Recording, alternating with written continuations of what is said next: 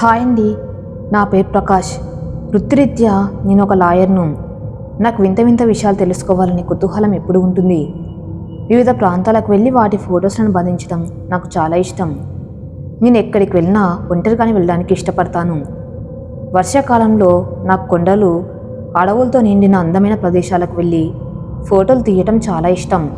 అందుకే ఈసారి నేను రామ్దారా టూరిస్ట్ డెస్టినేషన్ వెళ్ళాలని నిర్ణయించుకొని నా కెమెరా తీసుకుని బయలుదేరాను.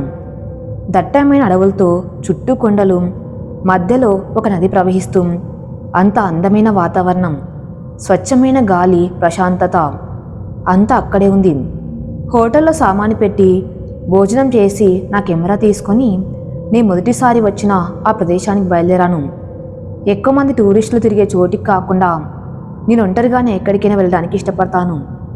అందుకే నేను లోపలికి దట్టమైన అడవిలోకి నడవడం ప్రారంభించాను. ఫోటోలు క్లిక్ చేస్తూ నా ముందు ఒక కొండ వచ్చింది. కొండ పెద్దది కాబట్టి ఎక్కడానికి సమయం పట్టింది, కానీ పైన చేరుకున్న వెంటనే స్వర్గం దొరికినట్లు అనిపించింది. అంత మంచి దృశ్యం నేను ఇంతవరకు చూడలేదు. అక్కడ నేను తప్ప ఇంకెవరూ లేరు. నేను మళ్ళీ ఫోటోలు క్లిక్ చేయడం ప్రారంభించాను. నేను కెమెరా లెంత్ జూమ్ చేసి దూరం వరకు ఇమేజ్ క్యాప్చర్ చేయడానికి ప్రయత్నించాను. అప్పుడే నదికి అవతల వైపు అడవిలో గ్రామం కనిపించింది. కొంత దూరంలో కొంతమంది మత్స్యకారులు చేపలు పడుతున్నారు. నా కుతూహలం మళ్ళీ మేలుకుంది. సాయంత్రం అవుతుంది, కానీ నేను ఉదయాన్నే వెళ్ళి ఆ మత్స్యకారుల గ్రామం యొక్క ఫోటోలు తప్పకుండా తీసుకోవాలని నిర్ణయించుకున్నాను. తిరిగి హోటల్కి వచ్చి నేను ఆ ప్రదేశం గురించి హోటల్ మేనేజర్ని అడిగాను. ప్రకాష్, వినండి, నేను దూరం నుండి ఒక ప్రదేశాన్ని చూశాను. అక్కడ ఒక గ్రామం ఉంది. నదిలో మత్స్యకారులు కూడా కనిపించారు. నేను అక్కడికి వెళ్ళాలి. ఏదైనా సులభమైన దారి ఉందా? మేనేజర్, లేదు సార్, ఆ ప్రదేశం మా డెస్టినేషన్లో లేదు. అక్కడికి ఎవరు వెళ్ళరు. ఆ గ్రామం మత్స్యకారులు ఎవరిని అక్కడికి రానివ్వరు. అది వారి ప్రదేశం. మీరు ఇక్కడే తిరగండి, అక్కడికి వెళ్ళకండి అన్నాడు. నేను ఇంకా ఎక్కువగా అడగటం అనవసరమని గదిలోకి వచ్చాను, కానీ నేను అక్కడికి తప్పకుండా వెళ్ళాలని నిర్ణయించుకున్నాను. అడవి మార్గం గుండా ఉదయాన్నే నేను హోటల్ నుండి బయలుదేరాను. నాతో కొంత తినడానికి ఆహారం మరియు నా కెమెరా తీసుకొని అడవుల గుండా వెళ్తూ ఫోటోలు క్లిక్ చేస్తూ ఆ అద్భుతమైన అడవి వాతావరణాన్ని ఎంజాయ్ చేస్తూ చివరికి నేను మధ్యాహ్నం 2 గంటలకు ఆ నది ప్రదేశానికి చేరుకున్నాను. గ్రామం నదికి అవతల వైపు ఉంది. నదిలో కొంతమంది మత్స్యకారులు చేపలు పడుతున్నారు. బహుశా వారు అదే గ్రామానికి చెందినవారు కావచ్చు. నీ ముందుకు వెళ్ళి ఒక మత్స్యకారుని సైగ చేసి నా దగ్గరకు పిలిచాను. ఆ మత్స్యకారుడు, నువ్వెవరు? ఈ వైపు ఎందుకు వచ్చావు? ఇప్పుడు ఇక్కడి నుండి వెళ్ళిపో. ఈ వైపు రావటానికి మళ్ళీ ఎప్పుడు ప్రయత్నించకు అన్నాడు. అతను కోపంగా నన్ను చూస్తూ తన పడవను తీసుకుని అక్కడి నుండి వెళ్ళిపోయాడు. కానీ నేను కూడా వెనకడుగు వెయ్యలేదు. అక్కడే కొన్ని గంటలు ఆగి ఉన్నాను. ఆ తర్వాత ఆ మత్స్యకారులు అందరూ గ్రామం వైపు వెళ్ళిపోయారు. నాకు కూడా వెళ్ళాలని ఉంది, కానీ అంత దూరం ఈత కొట్టలేను. ఇప్పుడు తిరిగి వెళ్ళటమే మంచిదనిపించింది. అప్పుడే నేను కెమెరా తీసి చుట్టూ ఫోటోలు క్లిక్ చేయడం ప్రారంభించాను. అప్పుడే నాకు కెమెరా జూమ్ చేసినప్పుడు కొంత దూరంలో రాళ్ల దగ్గర ఏదో పడి ఉందని కనిపించింది. నేను వెంటనే ఆ వైపు వెళ్ళాను. 2 పెద్ద రాళ్ల దగ్గర ఒక చిన్న పడవ ఇరుక్కపోయి ఉంది. నా ఆనందానికి అవధులు లేవు. బహుశా ఆ వైపు నుండి ఆ పడవ ఎప్పుడో కొట్టుకువచ్చి ఇక్కడ ఇరుక్కుపోయి ఉండవచ్చు. నేను పడవలో కూర్చొని దాన్ని నదిలో నడిపి చాలా ప్రయత్నాల్లో ఎలాగోలా అవతల వైపు గ్రామం ఉన్న చోటికి చేరుకున్నాను. నేను దాక్కొని ఫోటోలు తీయడం ప్రారంభించాను. ఎందుకంటే ఎవరు నన్ను చూడకూడదు. అందమైన పొలాలు, చాలా అందమైన గ్రామం, మరోవైపు దట్టమైన అడవి. రాత్రయింది. నేను ఇంకా అందరు కనిపించకుండా దాక్కొని ఉన్నాను. నేను నాతో తెచ్చుకున్న ఆహారం తిన్నాను. అప్పుడే నాకు గ్రామం నుండి పెద్ద పెద్ద డ్రమ్ములు కొట్టే శబ్దాలు వినిపించాయి. గ్రామంలోని ప్రజలందరూ నల్లటి దుస్తులు ధరించి ఉన్నారు. అందరు గుమిగూడారు. 4 మేకలను ఒకేసారి కట్టి వాటిని పూజిస్తున్నారు. అప్పుడు ఆ మేకలను ముందుగా నడిపి వెనుక డ్రమ్ములు వాయిస్తూ గ్రామ ప్రజలందరూ ఆ అడవి వైపు ముందుకు వెళ్ళడం ప్రారంభించారు. ఇదంతా చూసి నాకు చాలా వింతగా అనిపించింది. నేను కెమెరా తీసుకొని రహస్యంగా ఫోటోలు క్లిక్ చేస్తూ వారి వెనక వెళ్ళటం ప్రారంభించాను. చాలాసేపు అడవి లోపల అందరు నడుస్తూనే ఉన్నారు. అప్పుడే వారందరూ ఆగిపోయారు. అదే అడవిలో ఇంకా ముందుకు వెళ్తే పూర్తిగా నల్లగా ఉన్న మరొక అడవి ఉంది. దాని చెట్లు ఆకులన్నీ నల్లగా ఉన్నాయి. అది చాలా భయంకరంగా ఉంది. అప్పుడు వారందరూ ఒక్కసారిగా ఆందేరి మా కానుకను అంగీకరించు అని అరిచారు. ఆ 4 మేకలను ఆ నల్లటి అడవిలోకి వదిలి ఆపై గ్రామానికి తిరిగి వెళ్ళడం ప్రారంభించారు. ఇప్పుడు నా మనసులో సందేహం కలిగింది. నేను గ్రామం వైపు తిరిగి వెళ్ళాలా లేదా ఆ మేకల వెనుక ఆ నల్లటి అడవిలోకి వెళ్ళాలా అని. అప్పుడే నేను ఆ మేకల వెనక వెళ్దామని నిర్ణయించుకున్నాను. అవి ఎక్కడికి వెళ్తున్నాయో చూద్దామని కెమెరా తీసుకొని నేను కూడా ఆ భయంకరమైన అడవిలోకి ప్రవేశించాను. మేకలు ముందుకు వెళ్తున్నాయి. నేను కూడా దాక్కుంటూ ముందుకు వెళ్తున్నాను. ఇంత భయంకరమైన నల్లటి అడవిని నేను మొదటిసారి చూస్తున్నాను. ఆ భయంకరమైన వాతావరణంలో కూడా నేను నా అలవాటు ప్రకారం ఫోటోలు తీసుకుంటూనే ఉన్నాను. చాలాసేపు మేకలు ముందుకు వెళ్తూనే ఉన్నాయి. నేను తిరిగి వెళ్ళే దారి కూడా మర్చిపోయాను. సడన్గా మేకలన్నీ ఒక దట్టమైన పొడవైన నల్లటి చెట్టు దగ్గర ఆగిపోయాయి. అది చాలా వింత చెట్టు. దాని నుండి నల్లటి ద్రవం కూడా ప్రవహిస్తుంది. మేకలు నిశ్శబ్దంగా నిలబడి ఉన్నాయి. భయంకరమైన నిశ్శబ్దం అలుముకుంది. అప్పుడే ఆ చెట్టు నుండి ఏదో నీడలాంటిది ఆ మేకల దగ్గర పడింది. అది చూసి నేను వణికిపోయాను. ఒక మేక అకస్మాత్తుగా గింజుకోవడం ప్రారంభించింది. నాకు ఆ వైపు నుండి అంతగా కనిపించడం లేదు. నేను ఆకులను తొలగించి బయటికి వచ్చాను. ఆ మేకల దగ్గరికి వెళ్ళాను. నేను చూసి వణికిపోయాను. నా గుండె వేగంగా కొట్టుకోవడం ప్రారంభించింది. నా గుండె ఛాతిని చీల్చుకొని బయటకు వస్తుందేమో అన్నట్లు ముందు ఒక మేకను ఏదో నీడ బాగా పట్టుకుంది. ఆ నీడ ఆ మేక మెడ నుండి రక్తం పీలుస్తుంది. అప్పుడే ఆ నీడ మేకలో గుచ్చిన తన భయంకరమైన గోళ్లను బయటకు తీసింది. ఇప్పుడు అది నా వైపు చూసింది.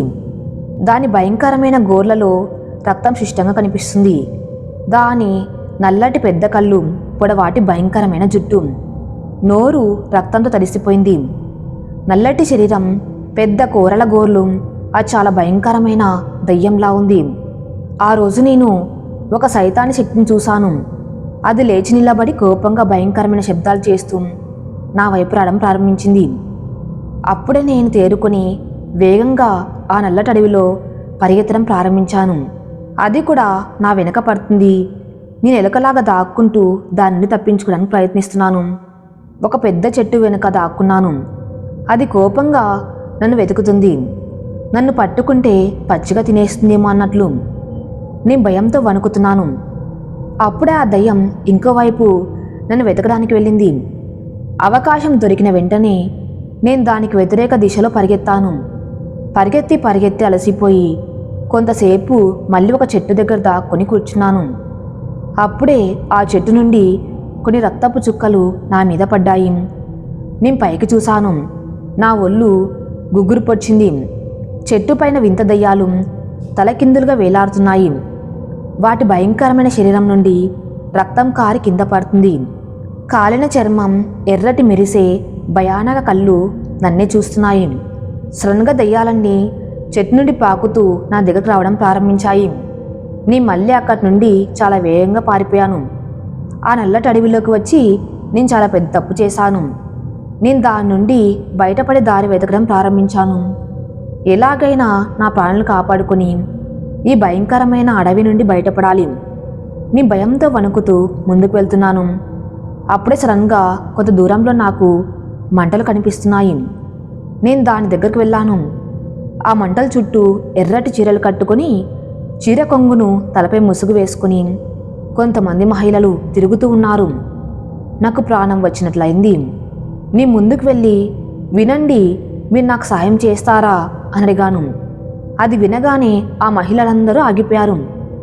ఒక్కసారిగా నా వైపు తిరిగారు. అప్పుడు నేను చూసినది నా శరీరం అంతా భయంతో వణుకుతుంది.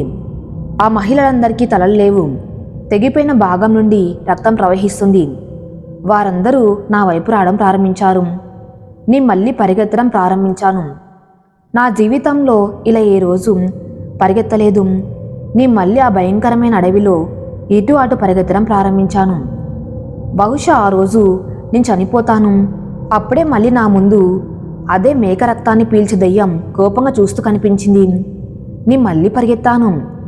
కానీ ఆ దెయ్యం కూడా ఇప్పుడు నా వెనకనే ఉంది. పరిగెత్తి పరిగెత్తి నేను పడిపోయాను. ఆ దెయ్యం ఎగురుతూ నా దగ్గరకు రావడం ప్రారంభించింది. నా చావు ఇప్పుడు ఖాయం. ఆ భయంకరమైన దెయ్యం నా దగ్గరకు వచ్చింది. దాని భయంకరమైన చెయ్యి తగలగానే నేను భయంతో వణుకుతూ స్పృహ కోల్పోయాను. మరుసటి రోజు ఉదయం నేను మంచం మీద పడుకొని ఉన్నాను. నా కళ్ళు తెరవగానే నా ముందు గ్రామానికి చెందిన కొంతమంది వ్యక్తులు నిలబడి ఉన్నారు. వారు నాకు నీరునిచ్చారు. ఇప్పుడు నాకు బాగుంది అనిపించింది. నేను వారికి మొత్తం సంఘటన చెప్పాను. ఒక వృద్ధుడు నా దగ్గరకు వచ్చి ఇలా అన్నాడు, బాబు, ఆ అడవి శాపగ్రస్తమైనది. అది దయ్యాలకు నివాసం. ఆ దయ్యం నన్ను ఎందుకు చంపలేదు? అదే నిన్ను రక్షించి గ్రామానికి బయట అడవిలో సురక్షితంగా వదిలేసింది. అది నీకు నష్టం చేయాలనుకోలేదు, కానీ నిన్ను అడవి నుండి బయటకు పంపాలనుకుంది. బాబు, మనుషులకు ఎలాగైతే తమ సొంత నివాసం ఉంటుందో అలాగే దెయ్యాలకి, ఆత్మలకు కూడా తమదైన నివాసం ఉంటుంది. అది ఆ నల్లటి అడవి యొక్క సైతాని రాణి ఆందేరి. మేము ప్రతి నెల బలి ఇవ్వటానికి మేకలను అడవిలో వదిలి ఆమెను ప్రసన్నం చేసుకుంటాము. బదులుగా అది ఆ అడవిలో ఉన్న దెయ్యాల ఆత్మల నుండి మమ్మల్ని రక్షిస్తుంది.